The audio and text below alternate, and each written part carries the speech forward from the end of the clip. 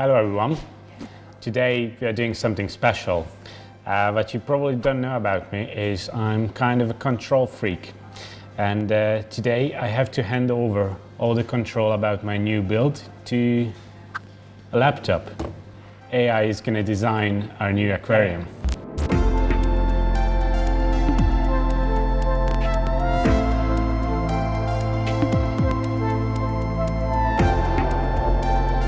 So, I'm going to use two types of artificial intelligence tools. One of them is ChatGPT. The other one is called Midjourney, which is generating images from text prompts. Don't know how well this is going to go, but let's see.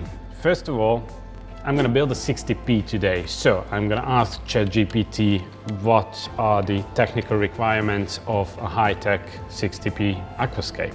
It's a good sign that it knows the size of a 60p. First of all, you need a tank. Good. Lighting. It doesn't really recommend actual products. It doesn't recommend you an internal filter, which is a good point. You need a heater. You don't. Not for an aquascape anyway. Please recommend a filter for this aquarium from Green Aqua. Yes, it's a reputable aquascaping company that offers high-quality aquarium products. Good. And it recommends me a Biomaster Thermo 250, which is actually a good tip. But you don't need the thermo version probably for an aquascape unless you live, I don't know, in Norway, outside of a house and it gets cold. We would probably go with the 350. Balázs would probably go with the 600, but the 250 is actually a reasonable choice. Recommend a light. I recommend the TwinStar 600E and network error. Let's try again. Now it recommends the TwinStar 600 SP. Okay, that's interesting. So the 600E would be like a medium to high-tech choice. So for most plants, it's fine. If you want to go real high-tech and on the competition style, then the S version would come in. Now it's interesting that the first time it recommended the E and now it's recommending the S version. And network error again, so I'm gonna regenerate and maybe we get a completely different light. We are back at the 600E. My recommendation is don't use ChatGPT for this. Ask for our support team what would be best, or watch our videos and you're gonna know the answer. Actually, the answer is not wrong. If you want a real high-tech setup, then the E is not enough. If you are really a rookie and you are looking into this, then the S might be too powerful for you. So yeah, ask for some help. Don't trust ChatGPT 100% on this topic. But it's a good starting point if you just want to see your options and get a rough idea about what you're up against. We are not going to use the equipment recommended by ChatGPT because we already have our 60p setup prepared. Okay, and now comes the probably more interesting but more tricky part. We're going to switch to Midjourney. Okay, so we just put in /imagine and then start typing imagine a 60p aquascape. These are the results. It's frightening how good it is. So this is just, the prompt is a 60p aquascape, nothing else.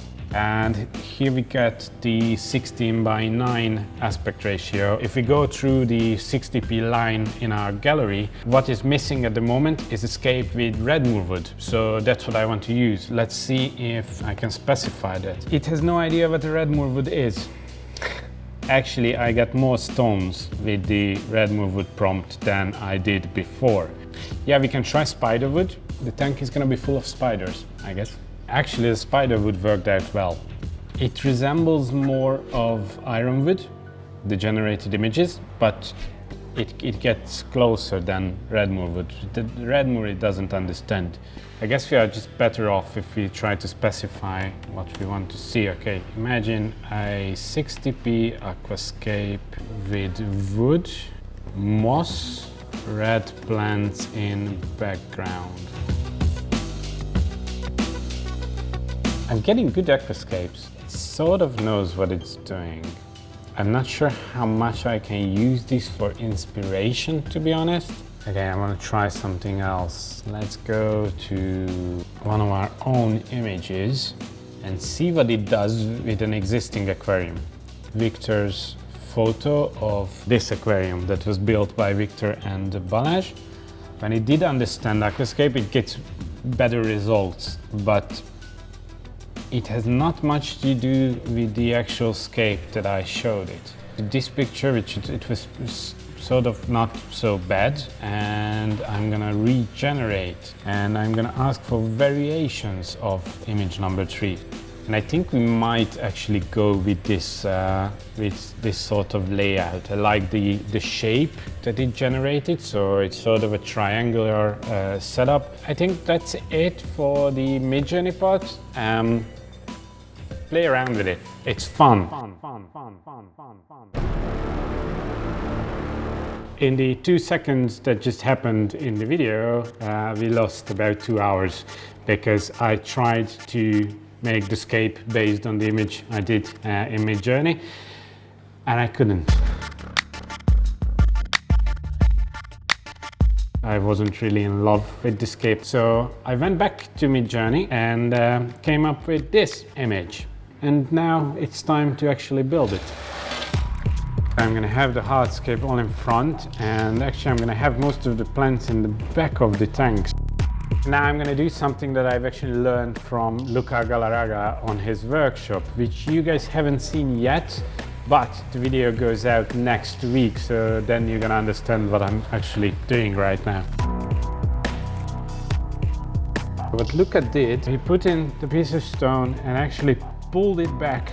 This way it holds the soil much better. So now you've learned this from me and not Luca.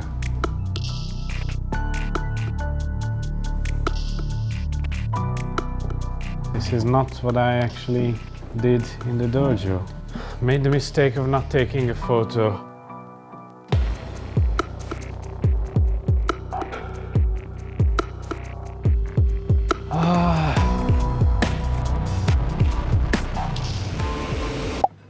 So, another bit over an hour has passed with me trying to build the actual tank, and it didn't really work out. I got a bit annoyed and angry and impatient, to be honest. The guy started to try to figure out the escape instead of me, and then Mati came with the information that I collected a bunch of nice wood about 1.5 years ago for rebuilding my home vivarium, which never happened. So now I'm going to try to use these and start over for the 9th time. I honestly don't care about the image anymore. Now I'm just on a mission to build a proper tank.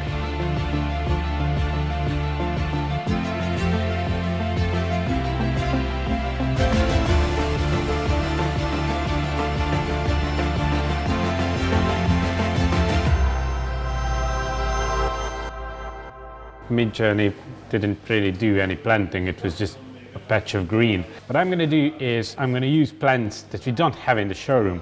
Some of these plants we've never used before. I'm going to start with Nesea sp Gold, which should be a very, very vivid orange colored plant. The next one is going to be Limnophila hyperidoides, mainly a green stem plant, but it's going to have some purplish tint. Okay, next to this I'm going to plant Limnophila Vietnam, Bacopa Monieri White. It's a new plant in our assortment. Actually, at this moment I have no idea how natural looking this setup will be with all these colors mixed up. I have another stem plant that we haven't used yet. It's the Rotala Nanyasham.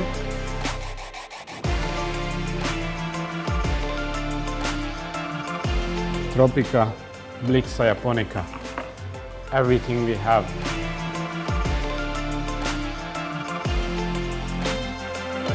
This is going to be the soil for the white Monte Carlo.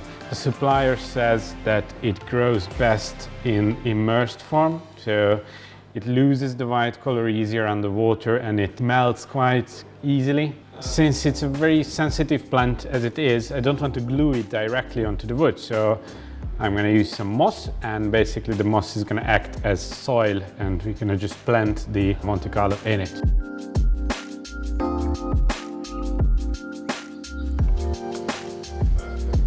Oh, yeah, I forgot about the sand.